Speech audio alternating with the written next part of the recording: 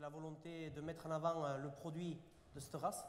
Voilà. Parce que souvent, les races locales, moi je pense que le bon sens paysan a fait que ces races locales étaient adaptées au territoire, à leur territoire, climat, relief, mais aussi le bon sens paysan faisait que pour s'alimenter, ils mangeaient ces races et que ces races sûrement étaient sélectionnées naturellement pour en retirer le meilleur. Et le porc basque, comme de nombreuses races locales, voilà, c'est un porc avec une saveur exceptionnelle, une viande fraîche ou le jambon, la couleur de l'extensive, le rouge soutenu, le persillé, le fondant, le goût, l'arrière-goût, c'est des produits exceptionnels. Voilà. Donc grâce à nos anciens, et parce que certains ont réussi à faire en sorte que ce ne soit pas complètement perdu, eh bien, aujourd'hui, on arrive à mettre une filière structurée en place, on essaye en tout cas, pour faire en sorte que les producteurs, des jeunes, puissent s'installer en agriculture, à l'élevage, sur des territoires pas souvent simples, voilà, grâce à ces produits, grâce à ces races et grâce aux AOP. Alors, avant de parler de la reconnaissance de signes de qualité, comment vous avez construit votre cahier des charges? C'est-à-dire que lorsque vous avez relancé cette race-là, sur quelles règles vous êtes reposé? Est-ce que ce sont les règles des anciens dont vous nous parlez, que vous avez repris? Comment vous avez construit votre cahier des charges? Ce qui fait la force des AOP, et je reprendrai, si je me rappelle bien les termes d'André Valadier, c'est, il dit, pour qu'une filière ou un type d'élevage marche, il faut s'appuyer sur la modernité, mais aussi sur la tradition. Et s'il n'y a que de la tradition, ça peut être, on peut arriver à une impasse. S'il n'y a que de la modernité, on est aveugle. Et donc, c'est essayer d'allier modernité et tradition. Le cahier des charges, il est basé sur l'élevage extensif, la race locale d'abord, c'est le support de notre cahier des charges, élevé en liberté. On laisse le temps à la viande de mûrir. On arrive à 12 mois d'élevage minimum. Les chargements sont limités par hectare, avec une obligation d'avoir de la forêt pour que les cochons soient protégés des tempêtes, du vent, et qu'ils puissent avoir des fruits de saison, et de l'herbe, puisque ce porc basque s'alimente toute l'année en herbe. Et on rationne les céréales. Donc lorsqu'on rationne en céréales, eh il faut que le cochon, pour pas qu'il ait faim, pour s'encombrer, il mange de l'herbe. Et les céréales, depuis qu'on a l'AOC, la quasi-totalité des céréales proviennent de l'aire géographique, parce qu'on a aussi dessiné l'aire, c'est le Pays Basque avec une cinquantaine de communes voisines du Béarn. Voilà. Pour avoir l'AOP, la caractéristique du porc basque, c'est du gras. Donc il faut un minimum de gras, contrairement au vent dominant qui veut éliminer le gras de l'alimentation. Comme c'est en plus une race qui fait du très très bon gras, ce sont des acides gras insaturés, bons pour la santé, et en plus qui ont un goût exceptionnel. Et donc, il faut minimum 25 mm de gras, il faut minimum 100 kg de carcasse pour que les jambons soient suffisamment développés, parce que plus les jambons sont grands, plus on laisse du temps à ces jambons, parce que c'est tant de mois par kilo, donc on laisse le temps à ces jambons de se développer, de développer les arômes. Donc souvent on est à plus de 20 mois, voire 24 mois d'affinage pour les jambons. Voilà les grandes lignes de notre cahier des charges. Voilà, c'est basé un peu sur ce que faisaient les anciens, modernisés, pour que les jeunes puissent aussi en vivre et pour que cette filière se développe de manière harmonieuse. Alors, je le disais en préambule, en quoi aller chercher la reconnaissance d'une appellation d'origine est devenu important dans votre stratégie? Parce qu'il y a une vie avant l'appellation, avec des producteurs qui sont déjà organisés, une viande dont la qualité peut être déjà reconnue. Alors qu'est-ce que le tampon qu'on va mettre dessus, l'AOC, l'AOP, est-ce que c'est une histoire simplement de communication ou est-ce que c'est un peu plus que ça? C'est une question qu'on s'est longuement posée entre nous. Est-ce qu'on a besoin de l'AOC ou l'AOP? Puisque de toute manière, on était à 1500-2000 cochons. C'est une filière qui commercialisait très facilement sa production. C'est excellent le porc basque. Mais on s'est posé la question aussi, si on veut se développer, il faut se doter des moyens de se structurer. Et une AOP, une ODG, lorsqu'on a une AOP, c'est aussi des moyens de se structurer. Une ODG, pardonnez-moi, c'est quoi? Organisme de gestion de l'AOP. Voilà. D'abord, au niveau de ses statuts, c'est quelque chose de très démocratique. Les éleveurs, la partie production amène la moitié des cotisations, la partie transformation la moitié des cotisations, et ensuite, chacun a autant de voix à 50% aussi. Et d'ailleurs, finalement, on ne s'en sert pas du tout, parce qu'on prend toutes les décisions, je pense, dans la plupart des ODG, de manière assez consensuelle. C'est l'intérêt aussi de l'ODG, de se parler et que chacun a sa place, chacun participe très fortement à l'élaboration de la qualité du produit, soit par l'élevage, les savoir-faire des éleveurs ou des transformateurs. Et donc chacun est important pour la décision finale sur la qualité finale du produit, mais aussi sur la répartition de la plus-value. Et la base de l'ODG, c'est ça, c'est cette structuration statutaire et qui, au final, concrètement, s'affirme par des discussions entre tous les partenaires participant à l'élaboration des produits. Ça, c'est le premier point. Voilà, ça veut dire que derrière l'appellation d'origine, il y a évidemment la question de la qualité, le signe de qualité, mais c'est aussi la question économique et de stratégie économique qui est derrière et qui fait l'objet d'une réflexion collective. Voilà. Ensuite, une ODG, c'est aussi un outil de progression. J'entends par là, on a des commissions organoleptiques, nous, toutes les ODG, pour la viande fraîche ou pour le jambon. Voilà. Il faut qu'on maintienne la typicité de l'appellation, du quintois en ce qui nous concerne, et les résultats des commissions de dégustation, on voit l'évolution de ce produit. Et l'objectif, c'est encore de progresser, de l'améliorer. Et si on voit que ça décline, ça veut dire qu'il faut réagir en faisant évoluer le cahier des charges d'une manière ou d'une autre pour le faire progresser. Ça, c'est un facteur de développement du produit, d'atteindre toujours l'excellence ou encore mieux, de produire une qualité encore meilleure. Et ça, c'est l'aspect qualitatif. Et puis, on se pose aussi les questions dans une ODG. On a un cahier des charges qui est protégé par un décret. Ça fait force de loi. Ça amène une garantie aux consommateurs et de la transparence.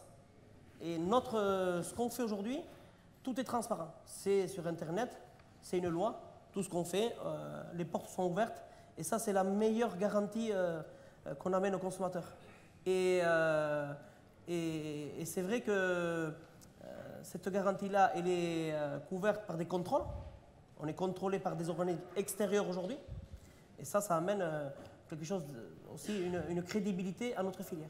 Et enfin, si je peux me permettre, on permet avec une AOP de défendre un produit, sa notoriété, son nom. S'il y a des gens ou des entreprises qui veulent essayer d'utiliser ou l'image ou le nom à mauvais escient, nous avons des outils juridiques pour se défendre. C'est la dimension de protection. C'est 2016, donc, vous l'avez dit, la reconnaissance de l'AOC et AOP, viande quintoa d'un côté et le jambon quintoa. Alors, c'est jamais qu'il y a 2 ans, mais est-ce que vous êtes capable, en 2 années, de nous dire ce que ça vous a apporté ou pas? C'est ce que je disais tout à l'heure, on se posait la question, est-ce qu'on en a besoin ou pas? Et pour tous ces aspects, on se dit, on y va. C'est compliqué, c'est long, mais ça nous a permis de nous structurer énormément. Il y a une commission d'enquête de l'INAO qui est venue aussi pour défendre les valeurs des AOP et pour vérifier que notre démarche était vraiment en adéquation avec l'esprit des AOP en général et ce que veut véhiculer l'INAO comme esprit des AOP. Donc Albéric Vallée était président de la commission d'enquête et ça a été une expérience extrêmement intéressante.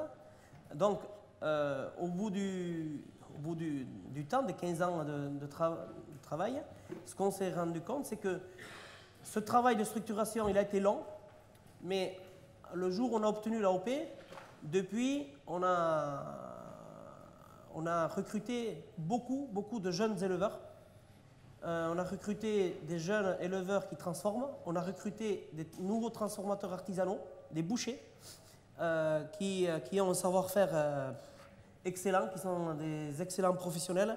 Et notre structuration, notre stratégie, en tout cas nous, on l'affiche très tranquillement. On essaie de ne pas passer par la grande distribution. On privilégie la vente directe parce que travailler avec une race locale pour faire tout ce travail de A à Z, si après derrière la plus-value et l'image est utilisée par des grands groupes, ce n'est pas le but. Le but, c'est que la plus-value reste sur le territoire, au niveau des acteurs du territoire, et que ce soit les bouchers ou les éleveurs. Et donc, c'est vrai que depuis 2016, aujourd'hui, on est 80 éleveurs, 25 producteurs, transformateurs fermiers, 5 artisans.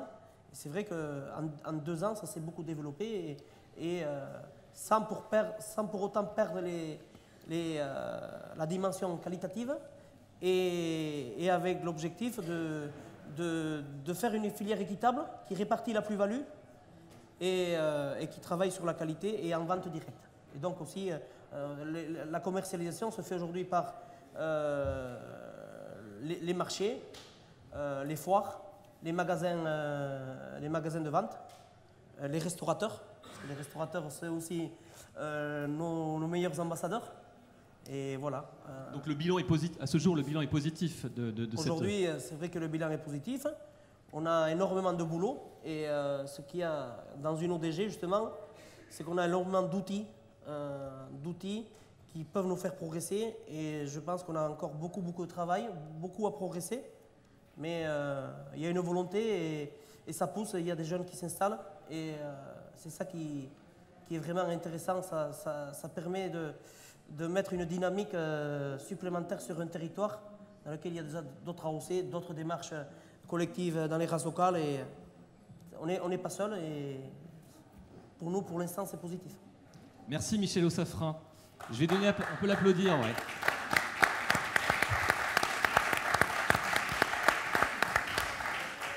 Avant de revenir dans le Pays Basque, on va se transposer en Pays de la Loire, Albéric Vallet. Alors, il ne s'agit pas de refaire là l'histoire de la Ménanjou, qui est une autre race, qui est une vache d'abord, qui n'est pas un porc, on est bien d'accord, qui est née du croisement d'un taureau anglais, le Durham, et de la Mancelle, qui était une race locale de ce pays Ménanjou. 1908, 2008, vous fêtez votre 100e anniversaire. Elle a maintenant 110 ans. Vous avez obtenu la reconnaissance donc en 2004. Là, ça vous donne du recul. Donc, la question que j'ai envie de vous poser, sans refaire l'histoire, c'est quel regard vous portez sur ce qui vient de nous être dit, et est-ce qu'on peut le transposer? Est-ce que ça s'est passé de la même manière pour vous? Et je sais que la réponse est non. Mais vous allez nous expliquer pourquoi et comment la démarche de reconnaissance est venue s'inscrire dans cette longue histoire que je viens de trop rapidement résumer. Albéric Vallet. Donc la démarche de reconnaissance, elle était quelque part à la base dans la même logique que celle de nos collègues du Port Basque. Est-ce que vous entendez bien Albéric Vallet? Non, il me semble bien. Alors. Attendez Albéric, qu'on mette à niveau. Allô. Est-ce qu'on peut monter l'entrée micro d'Albéric? Là, je pense que c'est mieux. C'est mieux? On y va. Donc l'idée, c'était un petit peu la même que celle de nos collègues du Port Basque. Aujourd'hui, on les admire beaucoup. Mais nous, on a créé notre appellation d'origine en 2001. Et on l'a créée dans une race qui n'était pas dans une situation d'être une race vraiment en conservation, comme pouvait être le Port Basque, dans une race qui était à petit effectif, qui est toujours en déclin. Et on a dit, on va faire l'appellation d'origine pour protéger la race. Et on a donc conduit tout le travail d'appellation d'origine. Et quand on a obtenu l'appellation, on l'a obtenu dans une période un tout petit peu particulière quand même, qui était une période de crise assez grave dans le monde de la viande bovine, qui était une période notamment de crise de vache folle, donc voilà, qu'on veut oublier, mais qui a quand même bien existé. Et c'est vrai qu'à ce moment-là, n'importe qui mettait une étiquette sur un produit, et quelle que soit l'étiquette, eh bien, on lui disait, monsieur, venez vite nous voir, parce que les consommateurs, ils n'ont plus confiance en rien. Mettez des étiquettes, peu importe quelle soit l'étiquette. Et quelque part, on a bénéficié de cette vague-là extrêmement positive, et peut-être on n'a pas eu la sagesse de se poser davantage et on s'est laissé glisser dans la vague, on s'est laissé aspirer par des marchés, notamment des marchés de grande distribution, qui nous ont aspirés, puis le temps a passé, ça nous a mis dans une démarche confortable, ça a mis les éleveurs dans une démarche extrêmement confortable, où quelqu'un vient vous chercher votre produit, le transforme, vous le paye, plutôt plus cher que le marché, donc tout va bien. Et puis un jour les crises s'éloignent, on avait mis cette étiquette-là, mais on a envie d'en mettre une autre, et après tout, comme on fait que du marketing et qu'on n'est pas dans une logique de produit, eh bien après tout, la grande distribution dit « bah non, monsieur, finalement, votre produit aujourd'hui, j'ai un autre produit là-bas qui est bien, qui a une belle histoire à raconter, puis qui est un tout petit peu moins cher que vous, donc on va se quitter ». Et on se quitte, et petit à petit, on arrive à une situation où on a vu notre volume, on a été la plus grande AOC viande française, et puis maintenant, on est rentré dans le peloton, puis sans doute un peu à l'arrière du peloton, parce que les clients sont partis. Et donc, comment faire un bilan? C'est difficile parce qu'au fond, on dit on est dans le creux de la vague.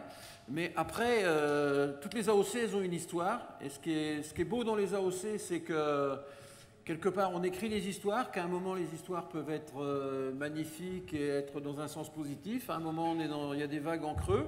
Donc, nous, on est dans le creux de la vague. On a un réel problème d'appropriation des producteurs. Je pense que les éleveurs basques, ils ont construit ensemble, en collectif de producteurs, leur démarche.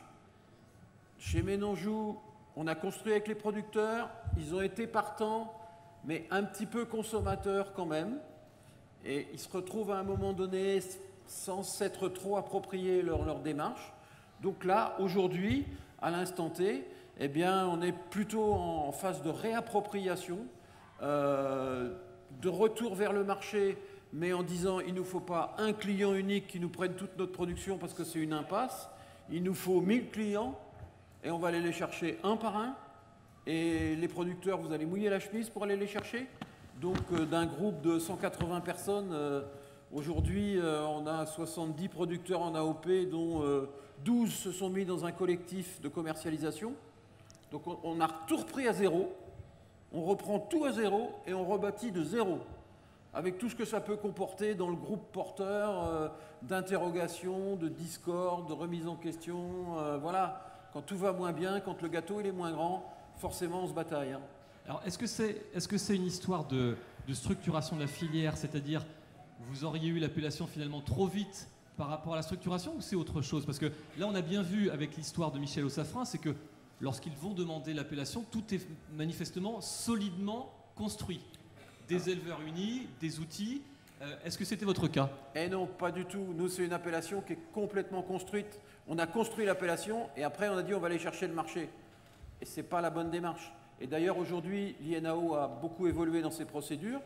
Aujourd'hui, nous avons une commission économique à l'INAO, qui est une commission transversale. Et quand il y a une nouvelle demande d'appellation, on met en œuvre toute la procédure normale d'identification du produit, d'identification du terroir, mais en plus, on demande aux gens de justifier de l'existence économique du produit, de justifier de la capacité de la future organisation à être autonome financièrement. Et donc, on oblige quelque part les gens à avoir construit leur filière avant d'avoir l'AOP. Et ça a sans doute été l'erreur de Ménonjou, qui fait que, quelque part, cette AOP, on l'a, et puis on est fiers de l'avoir. Elle fait partie de notre capital, de notre haut de bilan. Mais aujourd'hui, on se trouve en situation quasiment de la reconstruire. Alors, à ce stade-là, je pense intéressant de faire un intermède sur ce que sont les signes de qualité, parce que l'intitulé de la table de cette conférence débat, ce sont les signes de qualité au pluriel. On a parlé pour l'instant que d'AOC et AOP, qui sont, on va dire, quasiment, qui vont l'un avec l'autre. Alors, Albéric Vallet, puisque vous faites partie du comité national de l'INAO, quels sont les signes de qualité? Parce qu'il n'y en a pas tant que ça. AOC, AOP, il y a l'IGP qui est connu. Quelle est la différence entre l'appellation d'origine protégée et l'indication géographique protégée? Alors, la différence peut paraître subtile, mais elle est quand même importante. L'AOP, c'est toutes les opérations du cahier des charges sont réalisées dans le terroir de l'appellation. Donc, voilà, Quintoa, Vallée des Aldudes, il y a un territoire bien défini et tout doit se passer dans ce territoire, y compris la transformation. Y compris l'alimentation des animaux? L'alimentation des animaux doit être autonome. Alors il y a un pourcentage qui est fixé à 70%, souvent c'est plus, mais il y a une sorte de minimum à 70%. Ça, c'est l'AOP. C'est un territoire très défini, avec des conditions pédoclimatiques, des conditions humaines très définies, et on bloque tout dans un territoire. L'indication géographique, on dit qu'il y a une partie du cahier des charges qui se passe dans le territoire. Si on reste dans la grande famille des jambons, on va prendre jambon de Bayonne, sans fâcher mon collègue. Jambon de Bayonne, on va vous demander que l'affinage du jambon soit fait dans la vallée de l'Adour.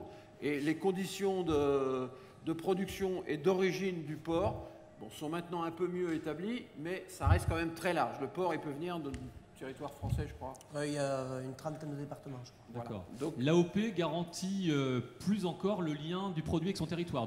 C'est vraiment la caractéristique forte de l'AOP, du lien entre le territoire et le produit. Et ensuite, on a un troisième signe qui, je pense, a complètement sa place dans ce débat. J'y réfléchis pour plein de raisons, mais je trouve que dans ce débat, il a sa place. C'est la spécialité traditionnelle garantie, qui garantit simplement une partie de la production, un produit, et qui n'a pas de notion de territoire. Mais on garantit un savoir-faire. Je sais que dans la salle, dans les races locales, il y a beaucoup de nos amis de la Bretonne Pinoire qui réfléchissent à la protection de leur produit un peu emblématique que le gouel. Eh bien, pour le gouel, et parce que le territoire, pour des raisons historiques de la Bretonne Pinoire, s'est beaucoup élargi, eh bien, peut-être ça va être la solution de protection du produit. Merci Albéric Vallet. On peut l'applaudir aussi.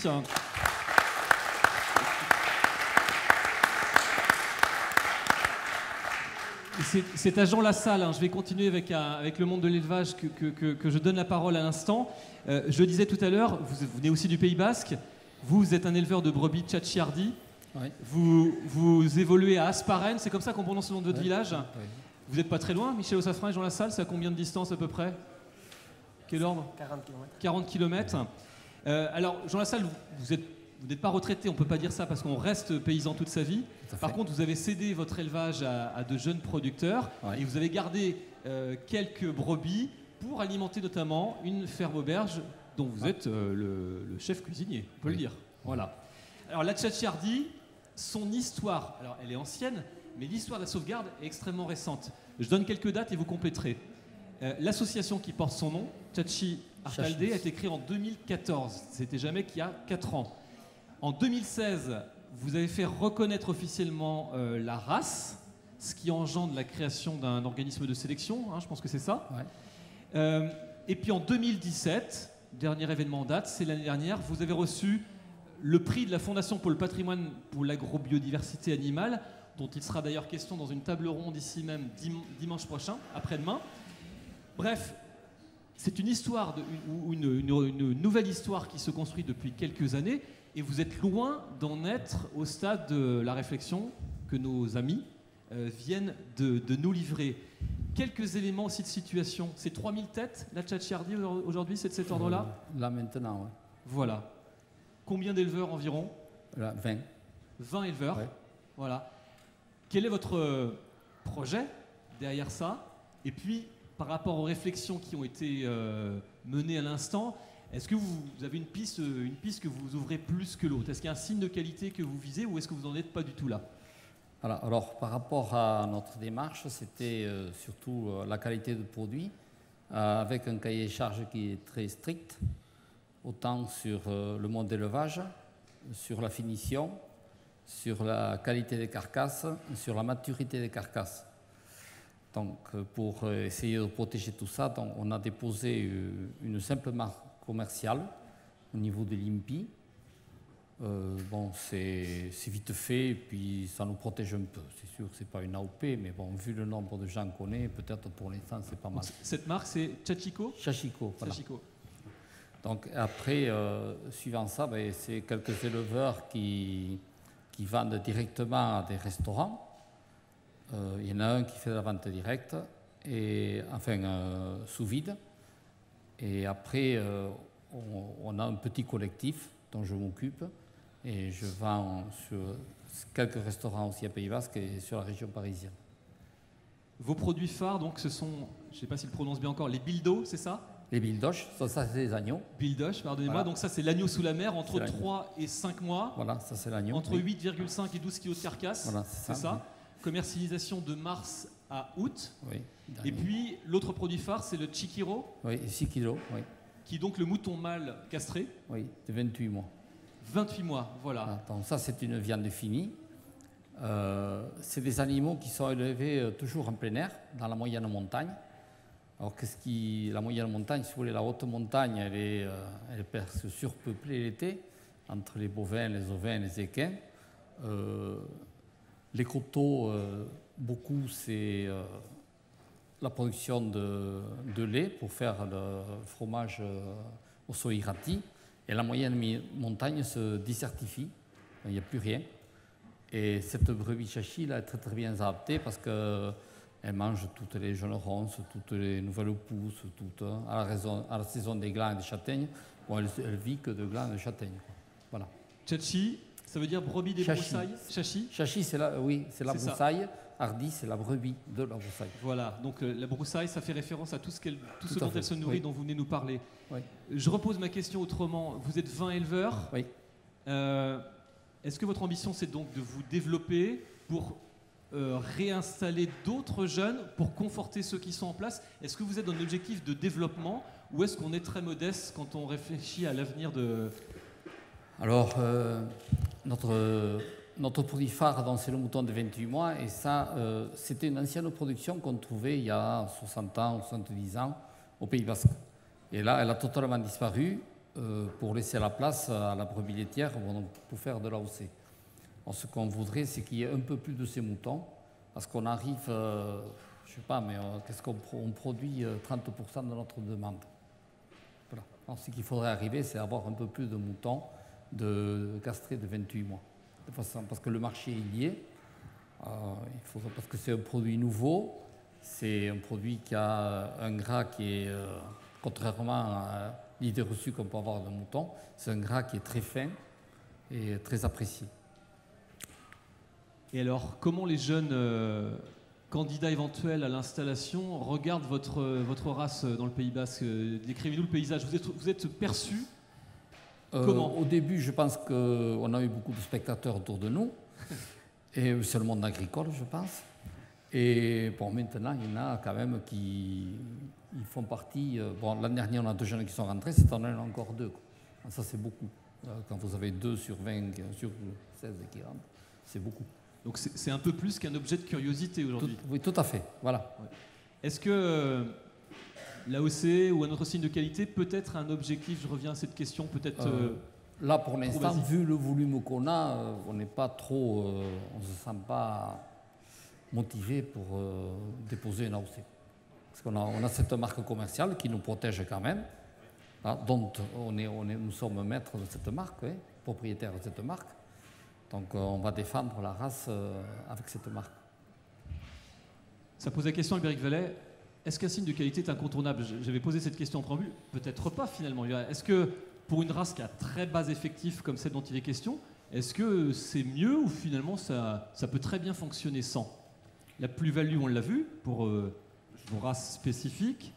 Je pense que c'est important quelque part. Ça revient à ce que j'ai dit tout à l'heure, de démarrer une filière, de démarrer un produit, d'installer la notoriété du produit.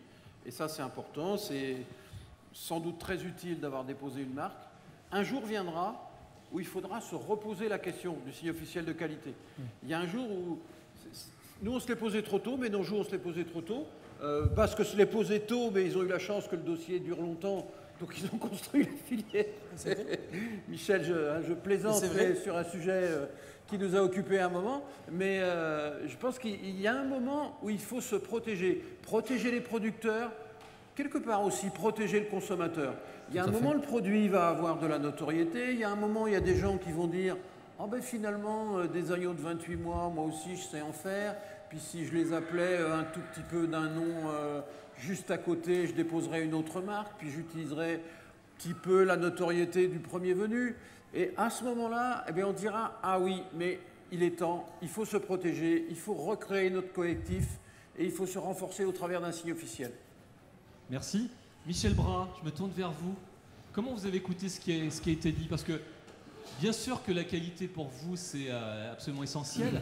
Est-ce que les signes de qualité sont importants pour un cuisinier? Bon, bonjour à tous d'abord.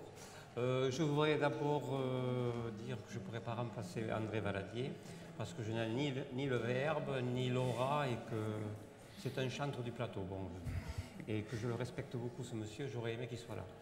Alors, la qualité après, j'ai écouté ces messieurs. Oui, non, on m'entend. Je me retourne avec lui. Tout le monde entend bien Michel Bras. Montez un petit peu le niveau sonore de Michel Bras, s'il vous plaît. Donc, je disais que... Bonjour à tous. Pardon? C'est bon? C'est parfait. Oui, que je ne pourrai jamais remplacer M. Valadier, que je regrette qu'il ne soit pas là, parce que c'est un homme qui a fait énormément pour notre plateau, et je n'ai pas son verbe et son aura. Voilà. Alors, par rapport à votre question, la qualité, on a parlé du consommateur, mais un peu à la fin. Voilà, c'est ce que je regrette un peu. Je trouve qu'aujourd'hui, si vous voulez, je dirais, c'est un peu... Bon, je vais peut-être mettre le doigt où il ne faut pas, mais on se complaît dans des AOP, des IGP, tout ça, mais on oublie un peu le consommateur qui a d'autres attentes et qui a perdu un peu ses repères. Le consommateur a fui, les producteurs sont là. Et je pense qu'il manque un peu de pédagogie pour le consommateur. Parce que le consommateur est complètement perdu dans toutes ces filières. Et au-delà de ça, je pense que le consommateur aujourd'hui, il a perdu du sens du savoir-être. Qu'est-ce que c'est être autour d'une table, prendre le temps de manger, de partager. Aujourd'hui, on mange sur le bord du comptoir, c'est un hamburger, on ne marche même pas, on n'essaye pas de comprendre. Alors qu'appréhender une viande, que ce soit une fibre longue ou autre, il y a une manière de la trancher, de la couper. Je prends un exemple, nos petits-enfants et mon épouse à la maison, ils ne mangent jamais autant de viande chez nous que chez les parents. Pourquoi? Parce que les parents, toujours dans la précipitation, et encore, j'ai un fils qui est cuisinier, ils vont tailler des cubes de 1 sur 1 ou de 2 sur 2, or les enfants sont là. Tandis qu'avec mon épouse, on est là, avec un laguiole, s'il vous plaît, on va trancher la viande à contre-fil, avec le juste assaisonnement et le peu de beurre, et ils en réclament, et ils en réclament. Voilà. Alors, je trouve qu'au niveau du consommateur, il faudrait leur dire qu'il y a des morceaux qui s'appréhendent de telle façon, qu'il y a des cuissons longues, que ce n'est pas forcément la cocotte minute. À la maison, j'ai une veille pierre où les dames, les agricultrices, quand elles étaient au champ, elles mettaient de la braise. Et il y avait la daube qui chuchotait toute la matinée, là. Donc la viande était tendre, ça reprenait un peu les systèmes de la cuisson sous vide d'aujourd'hui. Aujourd'hui, on est toujours dans le va-vite. Alors moi, j'aimerais qu'en quelque part, et c'est ce que j'ai dit à mon producteur de bœuf il n'y a pas longtemps, il faudrait qu'il y ait de la pédagogie, faites-le. Comment? Eh bien, appréhender, savoir choisir son morceau, savoir le cuisiner, sachant... Alors, aussi, alors vous voyez bien, aujourd'hui il y a des lobbies, la viande contre le légume. Moi je suis un végétal et un viandard en même temps. Moi j'ai créé mon premier menu légumes en 1978. Dans ce pays d'élevage, je suis passé pour un sauvage, je ne comprenais rien. Mais je suis viandard aussi, je suis viandard. Je me prends une belle pièce de viande, je sais la choisir, l'appréhender, l'assaisonner. Et je reprendrai une phrase de Lulu Conquet que vous devez connaître, c'est mon boucher là-haut. Et un jour, il a un groupe de Parisiens qui rentrent et monsieur était un viandard. Et alors, il a fait un approvisionnement, tout ce qui pouvait passer, il l'a fait. Et puis, Lulu qui dit à madame, « Et pour vous, madame? Oh ben non, moi je suis végétarien. » Et puis, Lulu, toujours bout en train, lui dit, « Mais vous savez, madame, nos vaches sont végétariennes. » Elle a été bluffée, elle ne savait pas quoi. Voilà. Non, pour dire qu'il y a une juste raison, voilà, en tout et pour tout. Alors, comment vous recevez les uns les autres la remarque faite par Michel Bras? Parce que est-ce à dire que les signes de qualité ne racontent pas suffisamment, en dépit de leur reconnaissance, ne racontent pas suffisamment l'histoire qui est attendue par le consommateur? Qu'en pensez-vous, Michel Ossafra? Moi, je voudrais revenir à l'AOP. Ce qu'elle amène, enfin, je le disais, au consommateur, c'est la transparence. Il y a une question quand même, il y a eu la vache folle ou d'autres crises sanitaires qui font que le consommateur a commencé à perdre confiance dans l'élevage en général. Et l'atout de l'AOP, c'est d'avoir un cahier des charges qui est communiqué à tout le monde et qui est contrôlé. C'est ça, c'est la transparence et la garantie. Oui, mais ça, Michel, ce n'est pas suffisant. Aujourd'hui, je voulais continuer. Ça, c'est le premier point. Et avec l'AOP, quand on travaille avec des races locales, on prend le temps, si on prend le quintois et dans toutes les autres races on travaille différemment. Les races sont adaptées. Le Chachouardi, c'est une race extrêmement adaptée au territoire et aux besoins de nettoyage de la montagne. Elle mange tout, elle nettoie. Et derrière, le produit il est bon. Et c'est des méthodes d'élevage où on prend le temps. Et nous, le Quintois, on accentue beaucoup la communication sur le temps. Et derrière, ça donne un produit qui donne du plaisir. Il faut que le consommateur prenne du plaisir. Et on a parlé d'opposition entre végétal et élevage. Mais il y a eu le lobbying du sucre qui a énormément fait du mal en disant que le gras était mauvais. Le gras des races locales élevées naturellement, parce que ces races locales elles sont des territoires adaptés, élevés lentement. Et le gras, ce gras-là, il est fin. Tous les gras des races locales, ils sont bons. Et de toute manière, quand on mange, on a besoin après de glucides. Et donc, soit c'est du sucre, soit c'est du gras. Et c'est vrai qu'on a fait perdre la notion de manger du gras. Et le gras et cette bonne viande, ce mariage-là amène du plaisir. Quand on prend du temps d'élever avec beaucoup d'amour nos élevages, nos races locales, le produit au bout est bon. Et ça amène du plaisir. Et c'est vrai qu'il faut qu'on argumente encore plus, qu'on communique encore plus sur la notion de plaisir. Quand, si on veut promouvoir nos produits de qualité, c'est sûr que les gens, ils n'ont pas besoin de nos produits pour manger et pour ne plus avoir faim. Mais si ils veulent prendre du plaisir, nous, il faut qu'on communique sur ça. Quand ils mangent nos produits, c'est du plaisir, c'est du temps, c'est du partage, c'est des valeurs. Albéric Vallet, Michel Brady, ça ne peut pas suffire les signes de qualité, il faut que ça s'accompagne de pédagogie. Alors on l'entend beaucoup ce mot-là, hein, parce que la pédagogie c'est de la responsabilité des parents, c'est de la responsabilité des enseignants, c'est de la responsabilité des cuisiniers et de ceux qui transforment. C'est une responsabilité partagée la pédagogie. Oui. Complètement. Et vous savez, il y a un long chemin entre les producteurs et le consommateur. Et sur ce chemin, il y a beaucoup de gens qui donnent des messages. Et parmi les messages, il n'y a pas beaucoup de messages de sincérité, de vérité. Il y a beaucoup de gens qui ont des messages qui sont des messages de marketing, qui vont chercher à vendre. Aujourd'hui, quand vous êtes partout, on vous dit « Ah mais tu as un produit, c'est bien, il est joli ton produit, raconte-moi, tu sais, il me faut une belle histoire. » Et tout le monde sait raconter des belles histoires, mais dans les belles histoires, elles ne sont pas toujours vraies. Nous, on a la chance dans les AOP que notre belle histoire, ce soit une histoire vraie. Et après, quelquefois, on arrive à la porter jusque chez des grands cuisiniers, jusqu'à un consommateur sur une belle fête comme ici ce week-end. Et puis quelquefois, on est trop court. Entre-temps, le gars, il est passé devant je ne sais trop quelle enseigne et qu'il y a quelqu'un d'autre qui lui a raconté une histoire qui est belle aussi, qui n'est pas vraie, mais tant pis, il l'a prise quand même. Merci. Est-ce qu'il y a je me retourne vers le public. Est-ce qu'il y a des questions? Oui, madame. Je vous apporte le micro. Bonjour, moi je suis une simple ménagère, mais je cuisine et je mange de tout, même de la viande. Et je trouve que dans votre présentation, vous avez oublié un maillon qui est le boucher. En plus, des vrais bouchers, il n'y en a pratiquement plus. Quand je vais acheter un morceau de viande, que ce soit au marché ou dans une boucherie, bon, de toute façon, dans une boucherie, je ne vais plus. J'habite à Quiberon et il y a 2 ans, M. Huette, pour ne pas le nommer, rue de Verdon, je voulais acheter un poulet, mais il avait des poulets à la broche et je lui ai demandé qu'est-ce que c'était comme race de poulet. Il m'a répondu texto, vous avez fini de me poser des questions à la con. Bon, depuis je ne vais plus à la boucherie. Mais ailleurs, la viande elle est coupée à l'arrache.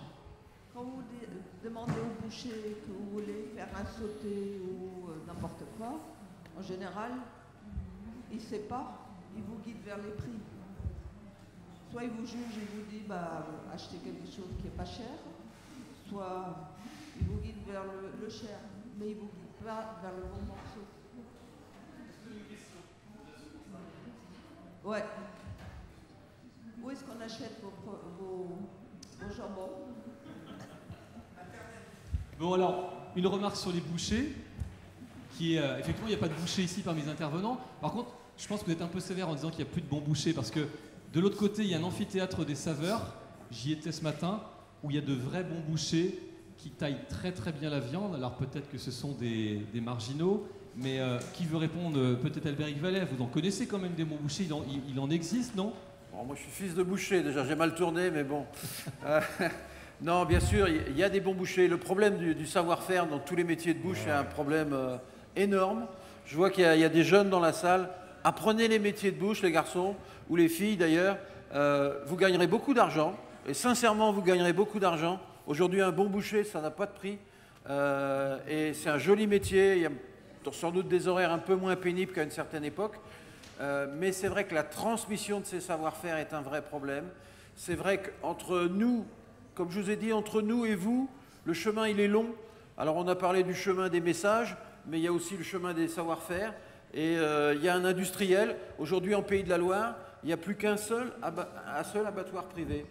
Un seul abattoir public, pardon. Tous les autres, ce sont des grands groupes d'abattage qui sont sur des cadences d'abattage qui sont énormes et sur lesquels on ne peut pas faire le travail de savoir-faire d'une carcasse. Et après, le boucher qui est derrière, il s'est mis aussi des contraintes faussement économiques où finalement, il détruit la valeur du produit. Moi, je viens d'obtenir cette semaine, madame, que les gens qui font de la découpe pour moi laissent maturer les arrières 21 jours sur os. J'ai obtenu ça cette semaine, après 3 ans de travail, pour dire « mais si c'est possible ». Et il m'a fallu dire pendant 3 ans « mais si c'est possible » pour obtenir 3 semaines sur os. Votre question, madame, je peux y répondre pour ce qui est de la fête de la vache nantaise. Nos 2 éleveurs sont dans le village du Pays Basque et leurs produits sont en vente sur cette fête-là. Mais la question était peut-être plus générale, mais vous y avez plus ou moins répondu tous les deux. Vous vendez essentiellement en circuit extrêmement court, Michel Aussafrin et Jean Lassalle. On est uniquement en circuit court. Donc, dans le stand de la filière Quintois, je vous invite à y passer. Il y a des brochures. Il y a 30 acteurs, aujourd'hui 25 transformateurs fermiers et 5 transformateurs artisanaux qui vendent soit en direct, soit dans des magasins qui sont au Pays Basque ou en France, ou soit des ventes en ligne. Donc, vous n'avez que l'embarras du choix et vous serez soit livré sur place, soit dans des magasins, ou soit dans des foires proches. Et juste pour... moi, je pense que le travail des races locales, des AOP, parce qu'il y avait la question qui était posée tout à l'heure, est-ce que l'AOP est systématiquement la réponse? Moi, je ne pense pas. Chaque groupe de producteurs ou d'acteurs locaux se pose des questions pour son avenir et finalement, ensemble, ils prennent la décision s'il faut aller vers l'AOC ou pas. Et leur décision, quoi qu'il en soit, est la meilleure du moment, ça c'est sûr. Et il faut respecter quelle que soit la décision. Mais sur les races locales en général, sur les AOP aussi en particulier, je pense que les races, ces produits uniques, permettent d'amener du plaisir à chaque acteur de la filière. Nous, les naisseurs, on a récupéré énormément de naisseurs en Port Basque qui travaillaient en conventionnel, qui ont été écartés parce qu'ils étaient soit trop petits, soit pour X raisons, qui ont perdu le goût presque de vivre et qui reprennent du goût à la vie parce qu'ils prennent du plaisir dans le travail qu'ils font avec ces races, le temps, une autre philosophie. Les engraisseurs, pareil. Un cochon qui est engraissé sur des parcours qui est heureux ou qui patauge dans la boge, c'est un énorme plaisir. Et le boucher, quand il travaille ces races locales, c'est la beauté de cette viande et du gras, il prend énormément de plaisir et nous on se rend compte que les 5, enfin maintenant les 3 derniers bouchers qui viennent de rentrer dans la filière, parce que ça leur amène quelque part une façon de se diversifier et d'appeler le consommateur, eh bien on se rend compte qu'ils prennent énormément de plaisir et qu'il y a vraiment des bouchers du coup qui sont fiers de leur métier et qui ne sont pas du tout gênés par les questions, au contraire. Jean Lassalle, vous voulez Oui, compléter? demain, je vous invite à venir déguster dans du mouton, demain matin ou dimanche matin. Voilà. Ça sera offert et puis je vous donnerai une adresse d'une personne, d'un éleveur qui envoie sous vide. Voilà.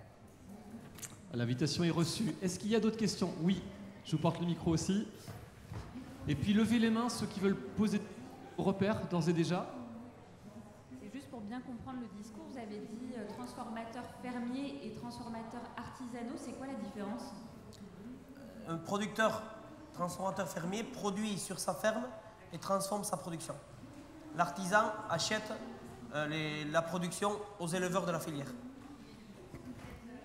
Producteur fermier. Et les outils de transformation, ils sont intégrés à votre filière, Michel Aussafrin. Vous en avez trop rapidement parlé peut-être tout à l'heure. Pardon? Vous en avez peut-être trop rapidement parlé, mais vous travaillez avec un abattoir, c'est bien ça, qui est à Saint-Jean-Pied-de-Port, je ne me trompe pas? L'abattage se fait à l'abattoir. Voilà. Et ensuite, on a une petite coopérative à quelques producteurs, 7 producteurs, où on a fait un outil de découpe et de transformation du porc quintois. Jean Lassalle, lui, pour prolonger la question, Jean Lassalle, vous transformez sur place. Vous êtes un... Moi, je transforme sur place, mais après, l'ensemble des producteurs, donc on a un seul abattoir agréé qui se situe chez Jean-Pied-de-Port. Donc c'est l'abattoir qui nous mettra on délègue le travail de mettre l'estampille Chachicot de notre marque, à condition que ça corresponde bien au cahier des charges. Si jamais il y a un souci, il m'appelle. Voilà. Idem pour le quintois. Et idem, voilà, je pense que pour le quintois c'est pareil. Et on a un abattoir aussi qui découpe et qui met sous vide. Voilà, on est obligé de façon sanitaire, on n'a pas le choix. C'est que pour que ça marche, il faut qu'il y ait vraiment une filière mis à part l'éleveur transformateur qui va être aussi vendeur, pour le reste, il faut vraiment que toute la filière soit derrière le produit en fait, pour que ça fonctionne. Donc il faut fédérer les éleveurs, le boucher, le transformateur et celui qui va vendre, quoi. C'est ça, on est guidés, on est tous guidés par la qualité du produit et le plaisir qu'aura le consommateur à le manger. Et toutes nos décisions, elles vont dans ce sens-là. Une problématique autour d'AOP Ménanjou et des choses qui ne fonctionnent pas bien, c'est aussi le fait, dès le départ, d'avoir été traité dans le contexte d'entreprises industrielles pour lesquelles la production d'AOP représente moins d'1 heure de travail dans la semaine. Et donc, ce n'est pas une préoccupation centrale. C'est jamais devenu chez eux un produit d'appel. Et donc, ça n'a jamais été mis en avant. Et dans notre renaissance d'aujourd'hui, eh bien, probablement qu'à un moment donné, on va être amené à réfléchir à un outil à minima de transformation. Peut-être pas un outil d'abattage parce que c'est lourd et sans doute pas la partie la plus déterminante pour ramener de la valeur ajoutée. Par contre, un atelier de découpe et de transformation, ça fait vraiment partie de nos projets parce qu'on est vraiment obligé de se réapproprier ce maillon-là si on veut faire revivre et redonner du volume à notre AOP. Et je pense que dans les différences de succès, ce qui se passe en Port Basque, grâce à Pierre Oteza qui a été le premier à mettre le produit en valeur, et puis maintenant à tous ceux qui sont venus à la coopérative Belaoun et aux autres transformateurs qui sont arrivés, c'est le fait de s'approprier ce maillon essentiel. Madame a évoqué le problème des bouchers.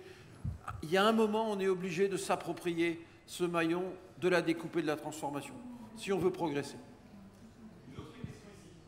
Bonjour, une question pour Monsieur Brasse. Je suis éleveur de vaches bordelaises et basadaises et petit-fils également de boucher. Et je me demandais pourquoi est-ce qu'on a perdu en France la viande. Est-ce que dans d'autres pays, cette culture de la viande est restée prégnante? Et si on fait un parallèle avec le vin, pourquoi est-ce qu'on a su développer cette culture du vin où tout le monde s'y connaît un petit peu en vin, ou sait ou croit savoir déguster un vin, alors qu'on ne sait plus le faire pour la viande? Parce qu'on n'a pas donné les moyens pour savoir goûter la viande comme elle doit se goûter. On ne goûte pas un filet de bœuf comme on goûte une fibre longue ou une pièce de contrefilet ou un paleron qui a cuit longtemps. Ça manque. C'est uniquement ça. Si vous voulez, par rapport au vin, il y a toute une culture, il y a toute une démarche. Pour la viande, elle n'y est plus. Et puis bon, il y a les lobbies là-dessus qui chargent un peu aussi, il ne faut pas l'oublier. Alors, monsieur redisait sans le micro, pourquoi? Il n'arrive toujours pas à comprendre pourquoi. Pardon? Monsieur disait, je l'entendais dire pourquoi. Il n'arrive toujours pas à comprendre pourquoi on a perdu cette culture-là, finalement.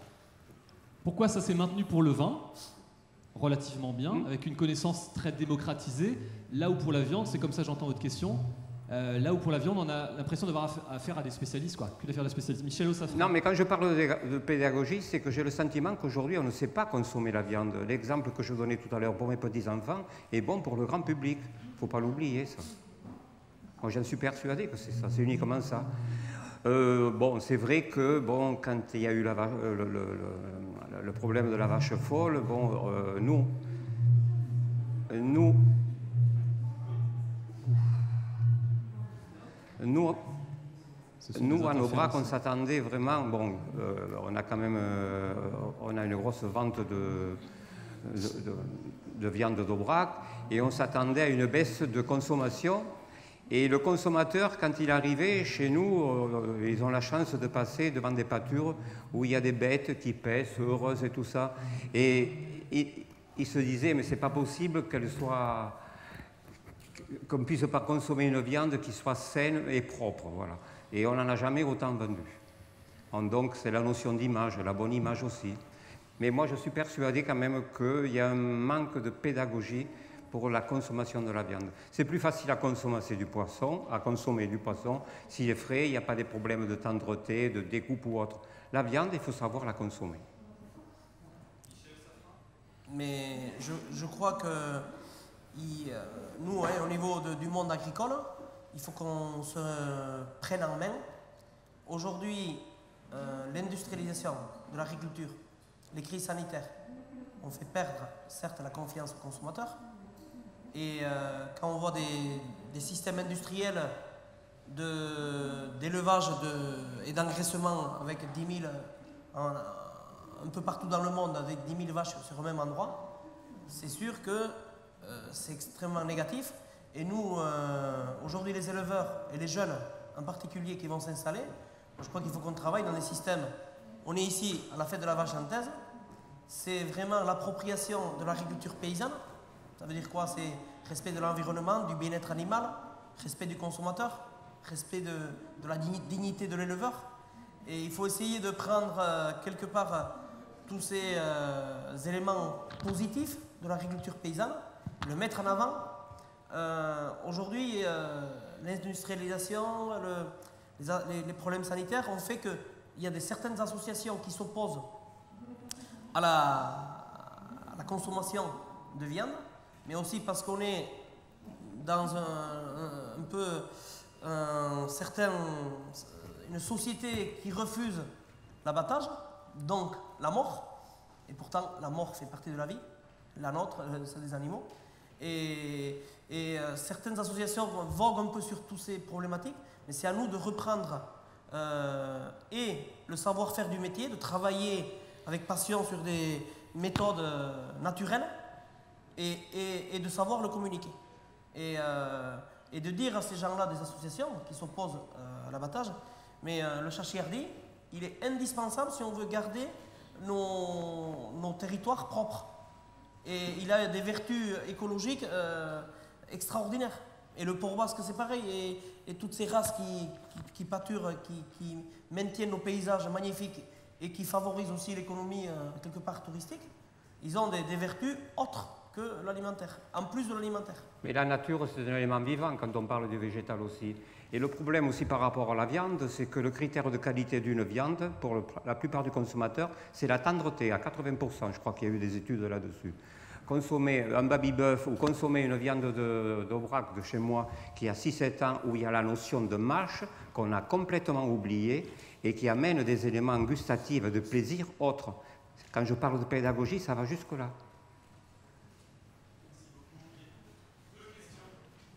Oui, bonjour. J'ai interviewé tout à l'heure M.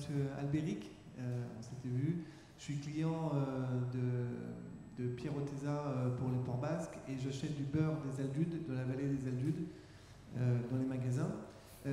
C'est très intéressant et je suis personnellement très impliqué dans cette démarche-là. La difficulté, c'est qu'on en a parlé tout à l'heure avec Albéric, c'est qu'aujourd'hui, les clients sont formés à l'achat par le prix. que les grandes surfaces depuis 60 ans ne parlent que de prix.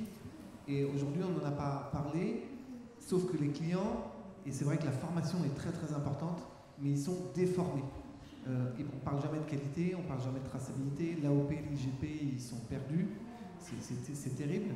Et ce travail qu'on fait ici, bon, c'est bien, on est 100 dans la salle, mais en fait, il y a des millions de personnes qui méritent de comprendre ce qu'ils mangent. Et comment on peut fédérer ça, comment on peut le faire, parce que le prix c'est une chose, la qualité c'est une autre. Vous avez dit que vous êtes presque végétarien, monsieur, enfin manger de la viande mais plutôt qualitative, plutôt moins que plus. Et c'est vrai que c'est une tendance positive, mais le prix, comment on fait pour le prix? Je suis perdu moi. Moi je suis commerçant et je suis perdu. Mais le prix, si vous consommez que de la viande de première catégorie, c'est sûr. Mais si vous partez dans des bas morceaux que vous cuisinez, vous la prendrez d'une manière différente, tout simplement. Je parle de pédagogie encore, toujours. La pédagogie. Madame. Donc, je voudrais répondre sur le prix. Quand on met tant de temps à élaborer un produit de qualité, que ce soit l'AOP Mélangeau ou Chachi Hardy, on met du temps. Et derrière, on prend du plaisir à proposer un produit de haut de gamme. Et ce produit-là, il a un prix. Et nous, ce qu'on dit et ce qu'on voit dans nos consommateurs de plus en plus, c'est on mange moins de viande, mais on mange de la qualité. Et c'est tout.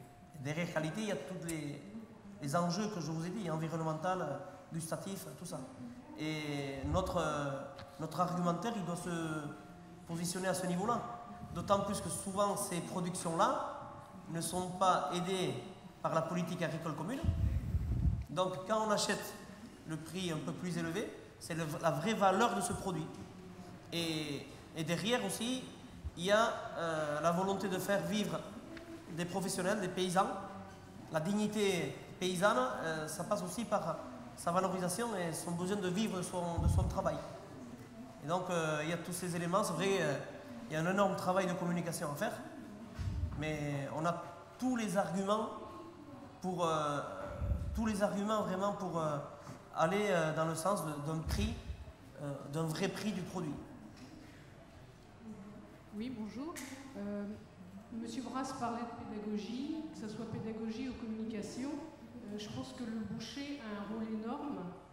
Je me souviens, il y a 20 ans, les artisans bouchers, quand on demandait un morceau précis, une bavette, un loyau ou autre, tout de suite on sentait qu'il y avait un regard différent et vous traitaient d'une manière un petit peu privilégiée, on va dire, alors que ça s'est perdu au fil des années. Et je pense que les artisans bouchers gagneraient à proposer, justement, à expliquer, à donner des recettes, à faire de la pédagogie pour expliquer comment on cuisine la viande.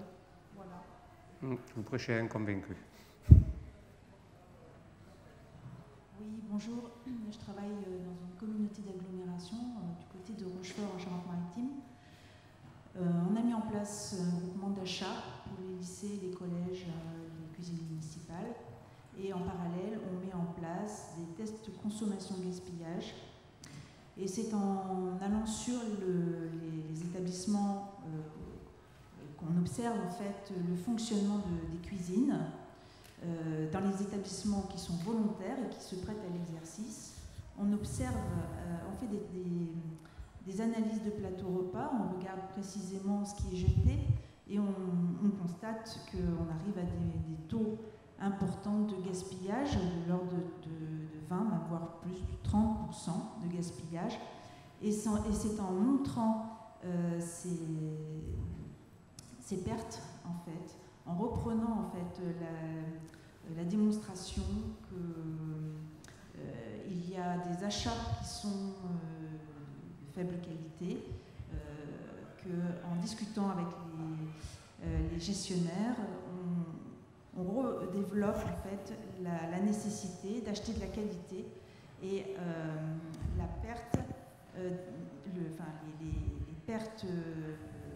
les pertes que l'on a observées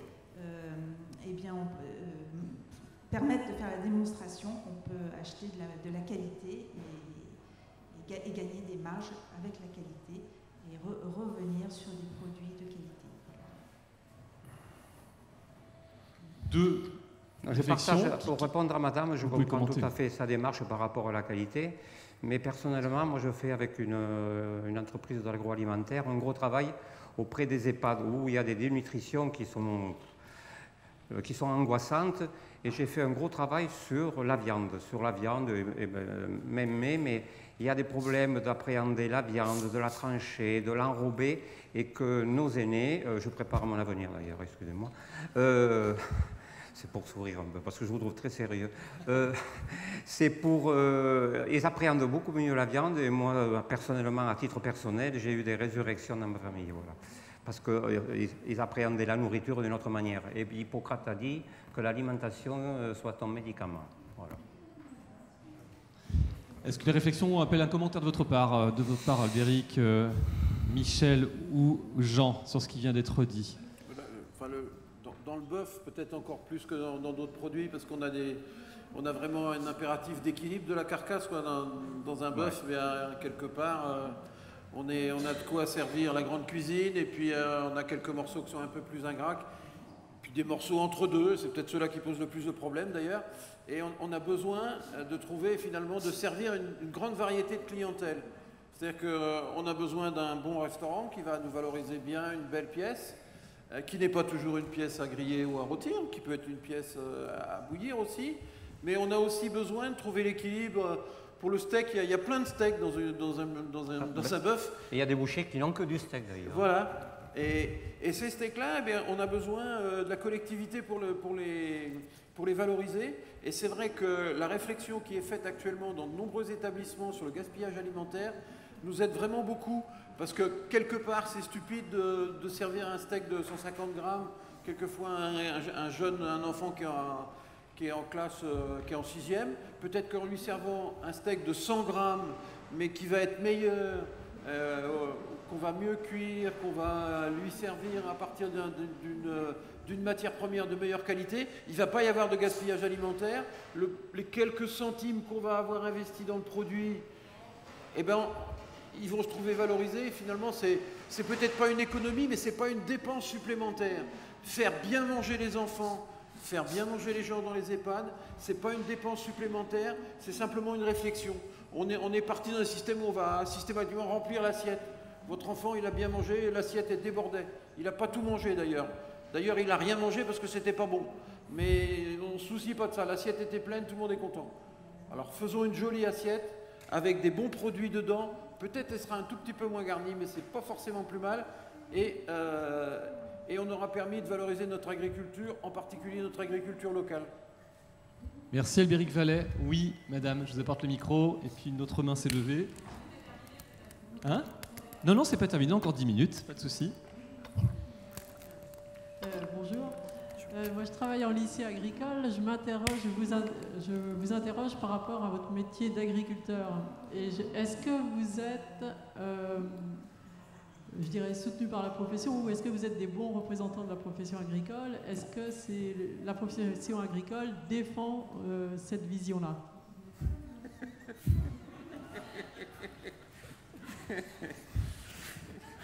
On pourrait passer 2 heures à définir ce que c'est que la profession agricole aussi. Hein. Oui, mais ça sera un autre débat, je crois. Tout à fait. Qui veut répondre? Michel Aussafrin, je vous vois interrogatif. La profession agricole, c'est les agriculteurs, leurs représentants, syndicaux entre autres, et dans les chambres d'agriculture. Aujourd'hui, ce qu'on se rend compte, c'est que ça évolue énormément et que même la partie économique, la rentabilité économique de nos fermes, c'est peut-être pas la même que ce que les professionnels agricoles voyaient il y a 20 ans, 30 ans. Il y a une évolution, pas assez rapide peut-être, mais moi je pense que les consommateurs, les restaurateurs, les lycées agricoles, toute la société doit faire évoluer petit à petit l'agriculture et l'élevage dans le bon sens. L'agriculture paysanne, c'est l'exemple de ce qui peut être à la fois économiquement rentable et acceptable pour la société, en termes d'environnement et de bien-être, entre autres. Et je pense que c'est un bon compromis. mais qui peut être vraiment économiquement rentable pour le paysan. Et je crois que petit à petit, il y a une évolution quand même des mentalités, même au niveau de la profession agricole. Jean Lassalle, j'aimerais vous entendre sur cette question-là. Vous avez de l'expérience quand même. Est-ce que vous avez le sentiment d'être encore parmi les derniers des Mohicans, ou est-ce que c'est une renaissance qui peut être soutenue par le monde agricole, justement? Dernier des Mohicans, je ne sais pas si on peut parler ici, mais c'est vrai que face à l'agriculture industrielle, on est un peu à contre-courant. Ce n'est pas évident parce qu'on a pas mal d'aides qui nous sont supprimées parce qu'on ne rentre pas dans la grande productivité, entre autres. Et ça, c'est pas évident au quotidien, quoi. Surtout pour les jeunes qui s'installent. Moi, je sais qu'il y a un jeune, quand il a démarré dans l'association, qu'il est parti pour faire les moutons castrés de 28 mois. Nous avons un taux pour toucher la prime ovine qui est de 0,5 agneaux, qui est descendu de 0,5 agneaux par brebis. Il faut vendre 0,5 agneaux. À partir du moment où il les garde jusqu'à 28 mois, il n'a plus droit à aucune prime. Sur sa ferme, il a perdu 3 000 € du jour au lendemain. Parce qu'il a changé d'une production, qui est saine, qui est tout ce qu'on veut, écologiquement responsable, qu'il a perdu 3 000 €. C'est pour ça que je reviens tout à l'heure à quelqu'un qui a parlé de la question du prix. On ne peut pas brader ces produits-là. Voilà, je ne sais pas si j'ai répondu. Bonjour, je suis éleveur de vaches nantaises et je vends toute ma production en circuit court.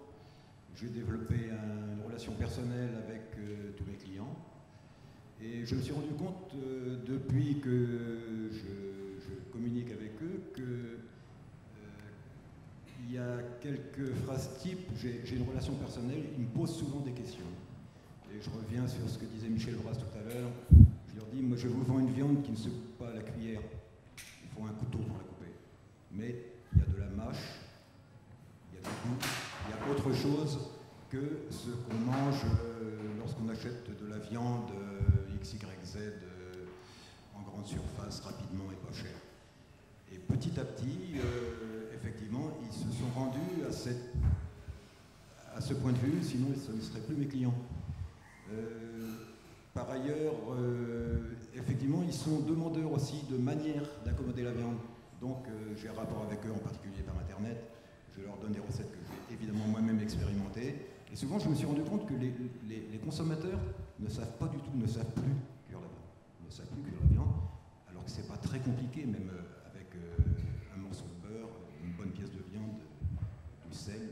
Si on cuit bien la viande, ça peut être délicieux. Après, il faudra quelque chose de plus sophistiqué.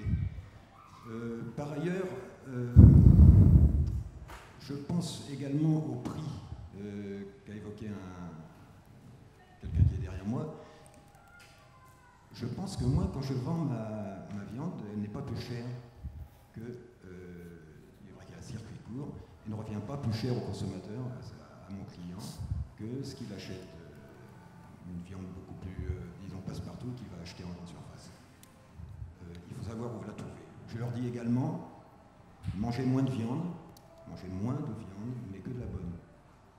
Et je crois que à mon petit niveau, j'ai fait un peu d'éducation de mes clients de ce côté-là, peut-être dans le bon sens. Les derniers points, j'ai vendu récemment une vache à un boucher qui m'a dit, écoute, moi, il est venu voir la vache chez moi d'abord, hein, il n'a pas acheté la vache comme ça, il est venu aller voir la vache chez moi, elle lui plaisait, il l'a acheté, et il m'a dit, je t'achète ta vache, parce qu'elle a déjà une vache qui avait 9 ans. Et au début, quand j'ai commencé dans le métier, je me disais, j'ai vendu des vaches de réforme qui avaient 10-12 ans, j'en ai vendu 10-12 ans à des clients, et à mon avis, elles étaient succulentes. Évidemment, il faut qu'elles soient bien menées. Et il m'a dit, moi je n'achète pas de vaches pour vendre à mes clients de moins de 7-8 ans. La vache nantaise a atteint son développement maximum à 6 ans, pas avant. Donc, soit on vend du veau, soit on vend du bœuf un peu moins âgé, mais le bœuf nantais se vend à 48 mois, pas moins, et une vache de réforme peut être excellente si elle est bien menée, surtout en fin de vie, même âgée. Il faut que les gens n'aient pas peur de ça, et je crois qu'en allant dans cette direction, on arrivera à faire vivre l'agriculture paysanne et locale. Merci. On est rentré dans la technicité de la viande et de son âge. Michel Brasse, vous avez un avis sur l'âge idéal? Non, je fais confiance à mon boucher. Voilà. Tout simplement. Très bien. Il est bientôt 16h. Est-ce qu'il y a d'autres questions? Oui.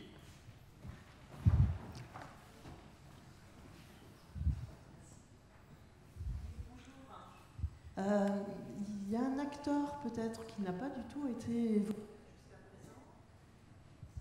jusqu'à présent. Ce sont les politiques, les hommes politiques. Il y a la politique.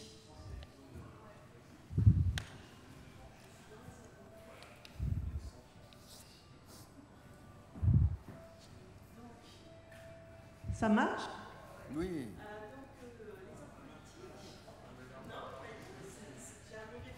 À 16h, tout s'arrête.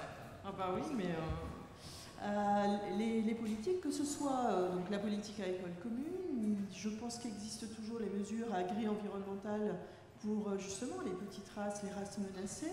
C'était quand même déjà une aide. Et ensuite, il y a quand même un certain nombre de démarches qui peuvent se mettre en place à l'échelle de certains territoires.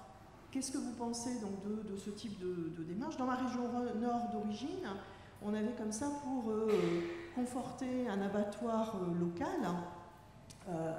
avait été mise en place plusieurs filières en lien avec le Haut Pays d'Artois, le nom de la région. Donc il y avait une filière viande, mouton, agneau, mouton du Boulonnais, donc en lien avec des races aussi. Est-ce que ce ne sont pas des solutions pour un certain nombre peut-être de productions pour lesquelles on n'a pas le volume, ce que vous évoquiez tout à l'heure, le volume suffisant pour entrer dans les démarches qui sont très longues? Une AOP, c'est 10 ans minimum, coûteuse pour ensuite l'éleveur aussi, qui doit contribuer, donc qui doit financer d'une certaine manière aussi la démarche. Donc qu'est-ce que vous pensez? Est-ce que ce n'est pas aussi des solutions ou est-ce qu'il y a des exemples dans vos régions par rapport à ça?